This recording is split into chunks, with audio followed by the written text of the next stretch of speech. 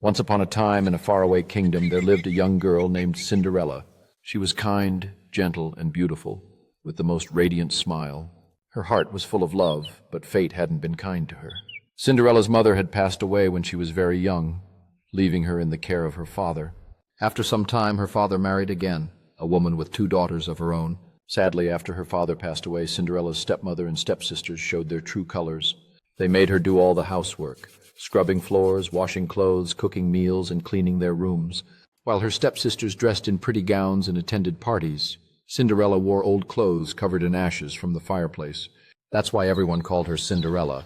Despite her hard life, Cinderella never complained. She sang while she worked and treated even the smallest creatures, like the mice and birds, with kindness. They became her little friends, always trying to cheer her up.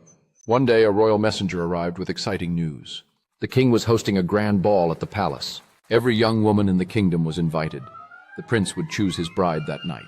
Cinderella's stepsisters squealed with joy. "Imagine we could be princesses," they said. Cinderella helped them get ready, brushing their hair and ironing their dresses. "May I go too?" she asked softly. Her stepmother laughed cruelly. "You, in that ragged dress? Absolutely not." When they left for the ball, Cinderella sat by the fireplace and began to cry. Suddenly, poof! A burst of sparkling light filled the room. A gentle voice said, "Why are you crying, my dear?" Cinderella looked up to see a kind old fairy holding a wand.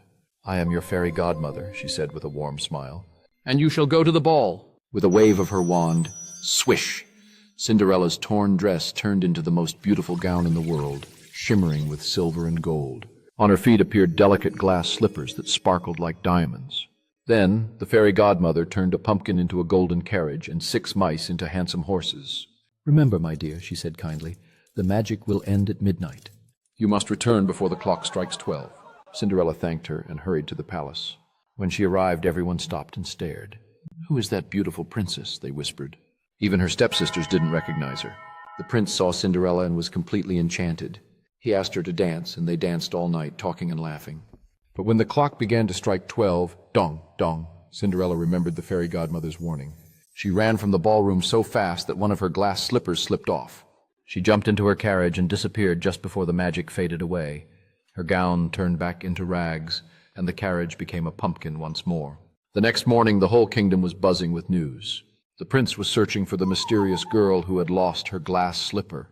He went from house to house trying the slipper on every young woman, but no one's foot fit. Finally, he came to Cinderella's house. The stepsisters tried first. One's foot was too big, the other's too small.